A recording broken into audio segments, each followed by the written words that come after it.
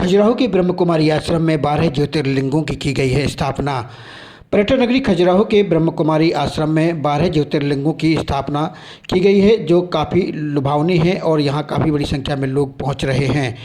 12 ज्योतिर्लिंगों की एक साथ स्थापना यह खजुराहो के बाईपास रोड स्थित ब्रह्म कुमारी आश्रम विद्याधर कॉलोनी में आयोजित है, जो कि इस कार्यक्रम के माध्यम से यहाँ 5 तारीख से 10 तारीख तक आयोजित इस 12 ज्योतिर्लिंग कार्यक्रम में काफ़ी बड़ी संख्या में लोग पहुंच करके न सिर्फ ज्योतिर्लिंग की जो यहाँ स्थापना है दर्शन लाभ प्राप्त कर रहे हैं, बल्कि आरती उतार करके सभी यहाँ उत्साहपूर्वक सम्मिलित हो रहे हैं। जी के साथ नंदी जी का बहुत महत्व है, इसलिए यहाँ पे भी नंदी जी विराजमान है। फिर यहाँ पे सोमनाथ का जो मंदिर है या जो ज्योतिर्लिंग है वो भारत का ही नहीं अपितु तो पूरी पृथ्वी का पहला ज्योतिर्लिंग है। क्योंकि इसकी स्थापना कैसे हुई इसके लिए एक रहस्य बताते हैं इसका, कि जब चंद्रमा जी जो थे उनको दक्ष प्रजापति जी ने 6 रोग का श्राप दिया हुआ था, तो फिर उन्होंने एक स्थान पर बैठकर तपस्या की, भगवान को याद किया, तो फिर भगवान ने उनको आके गले लगाया, अपने माथे पे बैठाया, इसलिए शिव जी के माथे पे हमेशा चंद्रमा दिखाते, और फिर ये सोमनाथ का ज्योतिर्लिंग उन्हीं के उपलक्ष्य में बनाया। तो स्वयं चंद्रदेव ने ही इसकी ऐसे कहा जाता है कि सोमनाथ की स्थापना की। और इस सोमनाथ के मंदिर में अथाह धन था, जो हमारा भारत देश सोने की चिड़िया था, वो उस समय की बात है। ये बहुत पुराना मंदिर है, इसमें बहुत धन था, जो कि महमूद गजनबी ने 17 बार आक्रमण किया, 17 बार इसको नष्ट किया गया, फिर भी ये नया बनता रहा। और आज भी इस मंदिर में बहुत धन है, सोने का मंदिर बना हुआ है। जो इनकी शिवलिंग की प्रतिमा थी, ऐसा कहा जाता कि हीरे की प्रतिमा थी। अभी भी उसमें बहुत धन है।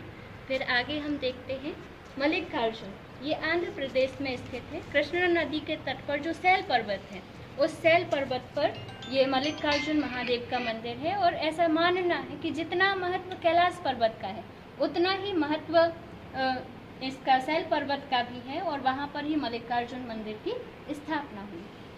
ऐसा कहा जाता है कि जो पुराणों में मतलब इसका पूजन है, गायन है, कहते हैं यहाँ पे हमारे पापों से मुक्ति मिलती है मल्लिकार्जुन जी के दर्शन करने से। फिर ये है महाकालेश्वर। महाकालेश्वर हमारे उज्जैन में स्थित है, धार्मिक राजधानी जिसको कहा जाता है। और महाकालेश्वर की जो विशेषता है, एकमात्र ऐसा मंदिर है जो दक्षिण मुखी है, दक्षिण मुखी ज्योतिर्लिंग है। तो इनकी एक अलग ही अपनी वो कहें विशेषता है या प्रशंसा है। इनके लिए कहा है कि अगर किसी को आयु में कोई विघ्न आ रहे हैं या आयु पर कोई संकट है, तो उस संकट को हरने के लिए महाकालेश्वर के दर्शन करने भक्तगण जाते हैं। और इसी भक्ति भावना के कारण उज्जैन को भी एक महाज्योतिर्लिंगम के रूप में माना गया है। फिर ये है ओमकारेश्वर। ओमकारेश्वर हमारे मध्य प्रदेश में ही इंदौर शहर के समीप है, जहाँ पे नर्मदा नदी बहती हैं, पहाड़ों के बीच से होते हुए आती हैं। तो वहाँ पे जहाँ वो गिरती हैं वहाँ ओम का एक आकार बनता है, इसीलिए इनको ओमकारेश्वर कहा गया। फिर यहाँ पे बैद्यनाथ भगवान है। ये भी समस्त ज्योतिर्लिंगों की गणना में से 9वां स्थान है जहाँ पे ज्योतिर्लिंग की स्थापना की गई।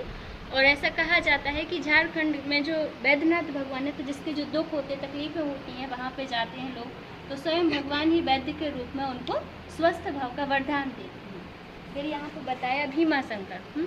ये भीमाशंकर महादेव मंदिर भी, इनको मोटेश्वर महादेव भी कहते हैं, क्योंकि ये भीमाशंकर नाम जो पड़ा वो मोटेश्वर के उपलक्ष्य में ही पड़ा। और ऐसा कहा जाता है, यहाँ की मान्यता है कि यहाँ जो भी भक्तगण प्रतिदिन सूर्य उदय के बाद भगवान के दर्शन करने जाते हैं, तो उनके 7 जन्मों तक के पाप नष्ट हो जाते हैं, पापों से मुक्ति मिल जाती है और स्वर्ग के लिए मार्ग खुल जाता है। फिर ये है रामेश्वरम। इस ज्योतिर्लिंगम के लिए कहा गया, ये तमिलनाडु राज्य में स्थित है। और ऐसा मानना है कि श्री रामचंद्र जी को ही जब समुद्र पार करना था, तो उन्होंने सेतु पुल बनाने से पूर्व भगवान शिव की आराधना की, और स्वयं भगवान शिव ने ही ये शिवलिंग स्थापित किए, इसीलिए इनको रामेश्वरम नाम दिया। फिर यहाँ पे नागेश्वर। नागेश्वर जो है वो गुजरात क्षेत्र में है और द्वारिका स्थान के ही पास है, 17 मील की दूरी पर।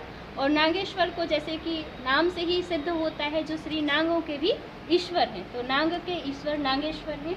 और इनके लिए भी कहा जाता है, जो भी व्यक्ति इनके पास पूर्ण श्रद्धा और विश्वास के साथ जाते हैं, उनकी हर मनोकामना को भगवान पूर्ण करते हैं। फिर यहाँ पे बताया काशी विश्वनाथ। विश्वनाथ ज्योतिर्लिंग तो है ही, लेकिन काशी जो उत्तर प्रदेश में है, वहाँ का ऐसा भी मानना है कि प्रलय के समय भी काशी का विनाश नहीं होता, प्रलय में भी भगवान काशी को सुरक्षित रखते हैं।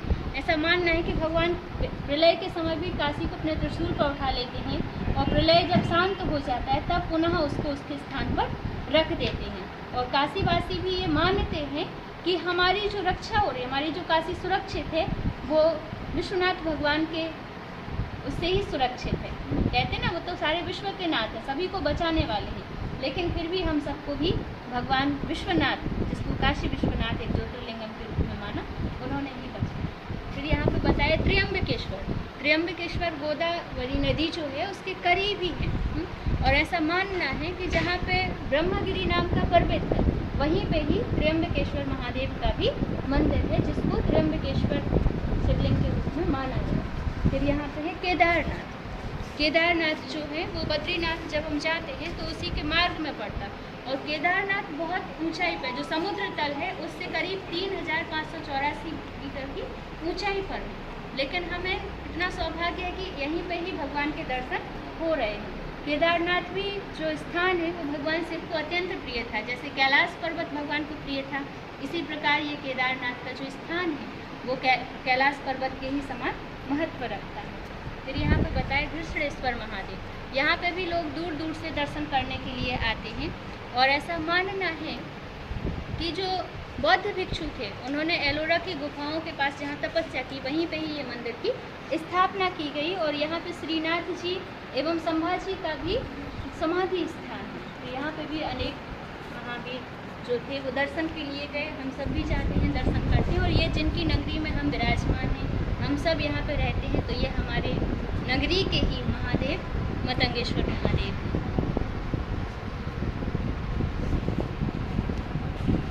जिस पिता परमात्मा के लिए कहा जाता है कि वो सर्वमान्य है, सर्वमान्य से तात्पर्य जिसको सभी धर्म की आत्माओं ने माना है। किसी ने एक ओंकार कहा सिख धर्म में, तो किसी ने नूर इलाही कहा, परमात्मा नूर प्रकाश ज्योति का प्रतीक है। किसी ने खुदा कहा, किसी ने ईश्वर कहा, किसी ने गॉड कहा, लेकिन वो एक निराकार ज्योति बिंदु स्वरूप, जिसको हम भोलेनाथ के रूप में याद करते हैं। तो ये द्वादश ज्योतिर्लिंग रखने के पीछे हमारा यही उद्देश्य था कि लोगों के मन में ये भ्रांति है कि ब्रह्मा कुमारी संस्था जो है, ओम शांति वाले जो हैं, ये भगवान को नहीं मानते हैं, ये पूजा पाठ नहीं करते हैं, ये कर्म कांड नहीं करते हैं, ये रामायण गीता पुराण नहीं मानते हैं।